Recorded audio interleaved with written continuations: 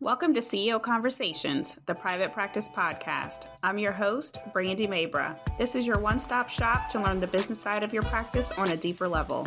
On this show, we empower you to own your CEO status to scale your practice for growth, sustainability, and profit. Listen in as we talk about how to market your practice to gain more visibility, hire, build, and engage your ride or die dream team, create streamlined operations, and make financial decisions as a CEO. It's time to show up as a confident leader to create a practice and life you love. Let's get started. Hello. Welcome to another episode of CEO Conversations. Today's conversation is all about what are you sitting on? That's interesting, huh? That's an interesting title. What are you sitting on? And so my goal with this episode is for you to recognize what exactly are you sitting on? Outside of maybe the chair at your desk or the seat in the car or maybe the floor, I don't know, the couch, wherever you're listening to this podcast at. My question for you is, what are you sitting on? So at the time of this recording, we are fresh off of the Own Your CEO Status retreat.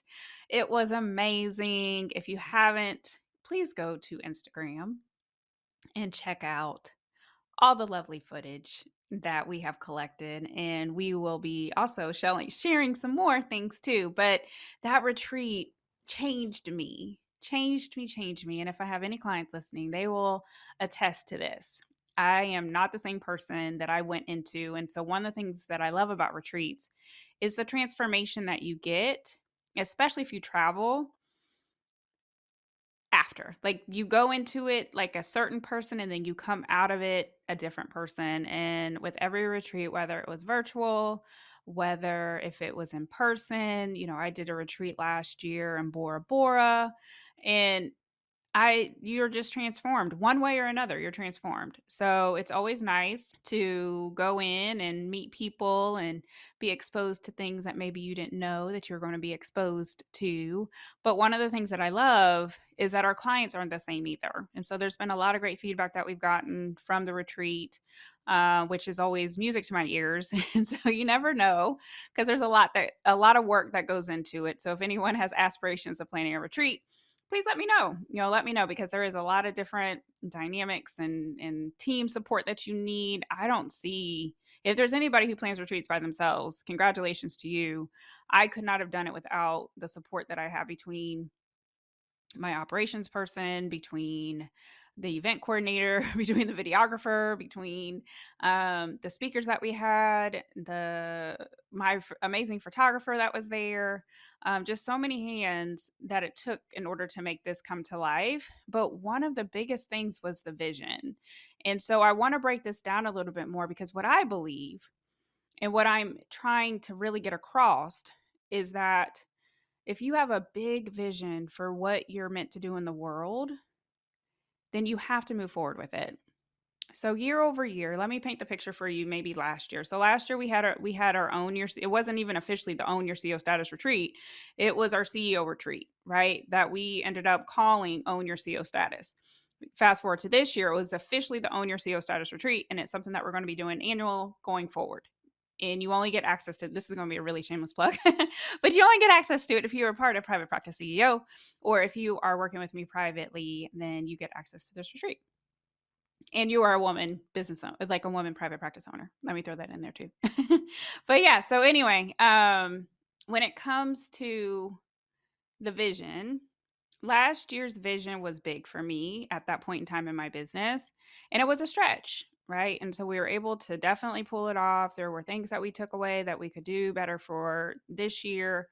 But it was something that I had done virtual retreats, but this was our first in-person retreat. Part of the reason why we did like 2 years worth of virtual retreats because of COVID, and then the first in-person retreat. So really trying to manage the logistics of that. So I kept it pretty basic. We still did a really a fabulous job, because we were able to transportation and food and changing location, and we really did it up we had chefs, everything else too. So it really got the spirit of what the retreat was supposed to be. It was about taking time away, definitely making sure that you are putting yourself in a space to relax, to learn new skills, to be transformed. And that happened, for last year. This year's vision, let me tell you something. Like, this year's vision was just big. It was just big. It was a stretch for me, um as a business owner, and it was a stretch for me faith wise in so many ways. And so what I really, really, really, really, really I'm trying to get across, and I'm probably maybe not doing the best job of it, I feel like, is for you to recognize that there is so much that you're meant to do in the world. So much more than what you think that you can do, so much more than what maybe you think you're meant to do, so much more than maybe you think that you're even equipped to do, right? There's so much that God wants for you. So much. And oftentimes what we'll do is we will talk our way out of it. We will tell ourselves we can't do it. We will say we don't have the money for it.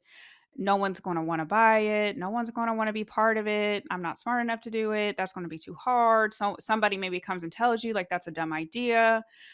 All of it. But at the end of the day, if it's meant for you and it's been put in your heart, then it's for you. And I've heard that, and at this point in time, I have witnessed it and been part of that experience way too much. And so during the retreat, I told a story during our celebration dinner, and it was like an out of body experience. And again, for the clients that are listening who were part of it and actually heard it, there were things that were coming out of my mouth that I didn't even realize what I was saying, right? And I started to cry, and it was very emotional. And it was almost like a release of just the journey that I had been through for months. Planning this retreat took months. And I give it to people because there's some people who have retreats like every quarter. And that's fabulous for you. um, but for this particular retreat, we started planning for it in February. And even prior to that, we started planning for it like the end of last year, but going into it, we really started to put more effort into it starting in February, from picking the venue to trying to get a feel for what speakers we wanted, what was the flow going to be, because we knew that it was going to be different than what it was the prior year. So the story at the celebration dinner, let me just paint a picture. The room was perfect for the celebration dinner. It was essentially a room that the hotel uses sometimes as like a conference room or a small meeting room. It was really nice. Had like a patio off of the room where you could, like, sliding doors. You could go out there, be on the patio. From the patio, there's like a really nice fountain. You can go look down at the grounds of the hotel, and there's like the fountain, everything else. And so when we first start looking at venues, we looked at a lot.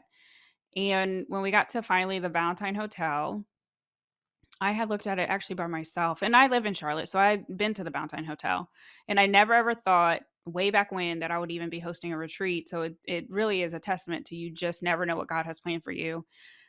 But when I walked into it, I was like, oh my gosh, this would be perfect. This would be good. I think it would be good. And so I pulled my event coordinator in, and we went and looked at it together. So they took us to look at the room that the retreat could be in, right? Based on the number of people that we would know that we would have. And I was like, okay, this is a really nice room. This is really big. It's a big room. This is way bigger than what we had last year, because last year we were in a really quaint kind of conference room, right? This is actually the same room that I host my VIP days from, or my deep dives from, in person, I should say. And so for folks who fly in to meet with me and everything else too, we meet in the room that we had our retreat in last year, which is, it's very quaint. I love it. It's at a really nice hotel, and it's an amazing experience. And even later on this week, there's a VIP day. So it's really interesting just to see the difference. So when we walked into that room, it felt really big. And then we looked at some different spaces. And so then they took us into the room where the celebration dinner was. And it felt comfortable. It felt comfortable to me because it was a smaller room. And I felt like, oh, I could fill this room. I could totally fill this room. This room would be good for me to definitely have the retreat in. And the story that I told our clients was that God told me no. He literally told me no. He told me I couldn't do it. I've never heard God's voice, I would say, so clearly. Because sometimes, like, for those of you who maybe I know I'm not by myself, but maybe you're thinking like, "Oh, is that really God or is that just me? Is he really telling me to do this or is that just my voice or am I trying to force myself to do something that maybe I think sounds good?" Right? And so I go through that, but during this time it was very clear. God was like, "No. No, no, no, no, no." So I walked out and I told our event coordinator, "No. I can't host it in there. I don't know how this room's going to fit into the whole dynamic of things, but I am not allowed to host it in there. God told me no." And so we went ahead and signed the contract for the bigger room. And then we kept the smaller room as a celebration dinner. And then we ended up renting, some other rooms in in the hotel. We actually had an outdoor space, but because of construction, because Charlotte is always growing, we ended up having to change an outdoor activity into an indoor activity and everything else too. So anyway, part of this story is to let you know that sometimes God wants better for you and God wants bigger for you. Not even sometimes, all the time. He wants better for you. He wants bigger for you. And it's just a matter of us having the confidence to listen to the no and to step into the yes. So when I ask you, what are you sitting on? I guarantee you, if you're listening to this, there's probably something that God is telling you to do. There's probably something that you're meant to do, something bigger that you're just nervous to do and that you're scared to do. And so during the celebration dinner, during my talk of just pouring out amongst the tears, I talked about, and what I want you to know is that God will make sure if you step into his vision fully, if you decide to go ahead and move forward with what he's called you to do, he's going to make sure that you have every single resource that you need. And if you were a client listening to this and you were in that room during the retreat, this is a reminder to you that the tears that you had during that talk and the visions that you have and the goals that you have and the purpose that you know that you're here for, just step into it, right? Step into it. Step into the vision, step into the mission, step into the purpose, and know 110%, 110% that God is going to make sure that you have every single thing that you need. And I am a testament to that because I honestly was not sure. Part of the reason why I didn't want to move forward with the bigger room and I wanted to move forward with the smaller room was because the smaller room was at a better price tag. I'll be honest. And so for those of you who have listened to this podcast, I told you about my money story and how I'm still navigating, even the money conversations that I have with myself, especially as we're bringing in more money. And this was a test for me, right? Because in order to have that kind of event, I mean, people like we had everything, everything. We had a smoothie bar. Everyone got smoothies. Everybody got smoothies after the wellness event. Last year, no one got no smoothies. No one got any smoothies after the wellness event. It was a wellness event. They got water and we went home, and so like essentially this year, everyone got a smoothie event. They got lavender tea. For the celebration dinner, we had filet mignon. It was so lovely. That steak was really good. I'm sorry if you don't eat meat, but that was really good. That was a really good steak. Just the food was amazing. And so even one of our clients said, that she was spoiled and we fed her well. And that was one of the goals. That was part of the budget. And it was to make sure that if nothing else, people were going to eat well during this retreat. And it happened, but even with that, to be able to do some of these things, it was there is an investment that's part of that, right? There's a price that comes with that. And I was like, wow, God, this is a really big vision, especially for my stage of business growth, right? This is a big vision. But he told me, I got you. I got you. And so I fully step into it. And let me tell you something. He 110% had me. 110% had me. I wanted to back out of that thing probably about 50 million times. I'm not even going to lie. I was calling the event coordinator saying, "Is there any way we can get out of this contract? Is there any way we can change our mind?" And she was like, "No, I'm going to hold you to the vision. I'm going to hold you to the vision." And so she made me stick to it. But the up level that I've had since then, I'm going to tell you something. You can't tell me nothing. You cannot tell me nothing. Now, is God still teaching me lessons and still working with me? Of course, of course. But at the end of the day, that retreat, again, I am not the same person as what I was going in, and I'm a completely different person since coming out, right? And so I posted on Instagram about how my mission and vision is so clear. And I should say my God given mission and vision is so clear. The purpose that I have in the world is so clear. The reason why I do what I do is so clear. The reason why I have all this business experience is so clear. Why I love business, why I love breaking down business models, why I love leadership, why I love looking at numbers, why I love like all this stuff, like it's all now connected for what I'm supposed to do, in the world. And that's really freeing. When you are in so much alignment with how you're supposed to show up or what you're supposed to talk about or who you're supposed to help, all of that is so freeing compared to just still trying to figure it out. And so it's just exciting for what I know is to come ahead. But what's more exciting is the confidence that was gained from just going through this experiment, if you want to call it that, and the story that I'm able to tell you in the work that I'm supposed to do. So I believe that anytime that you're blessed with something and 110% that it was God, right? You couldn't have done it without his strength or his focus or his ability or his resources, then you need to make sure that you give the glory to him, right? So this is my part. This is my part because everyone in that room heard it, but I need for other people to hear it. And I need for you to step into what you're supposed to do and what God's called you to do, right? And not to think I won't have, again, the resources that I need in order to do it. No, he will. He will definitely make sure that you're set up for success. He's going to make sure you have the right people. He's going to make sure that you have the time. He's going to I mean just everything, like everything just lined up. And then there was more than enough. Like that was the other thing too. Like even paying for it. I paid it off early. And I thought that it was going to be so hard. I paid it off early. How did I do that? Because God called me to do something bigger. He called me to level up. He called me to have more confidence in myself. He called me to do more. And so I know that that's what's on the other side of you. So again, the question is, what are you sitting on? What has God told you to do? What has God put it in your heart to do that maybe you don't think that you're good enough to do? Or maybe you think that it's not going to work out.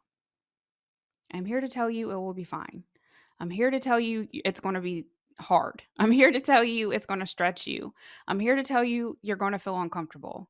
I'm here to tell you that you can do it though. You can absolutely 110% do it if you decide to step into the vision, the mission, the purpose.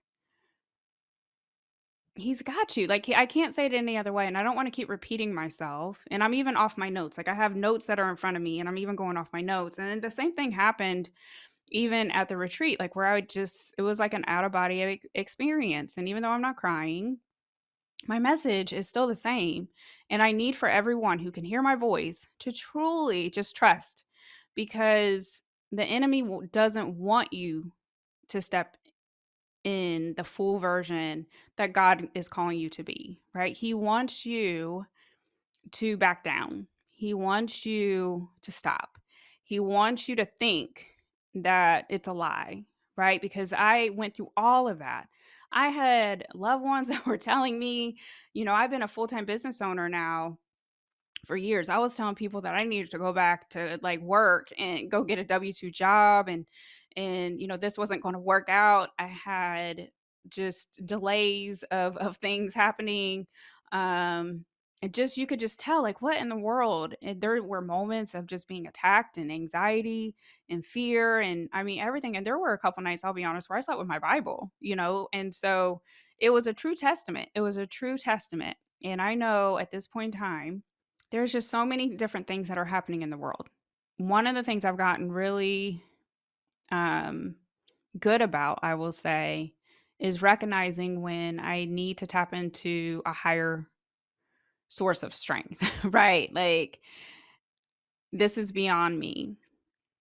And that's truly, truly, truly what work like this requires, right? Because you're putting yourself out there in uncomfortable ways.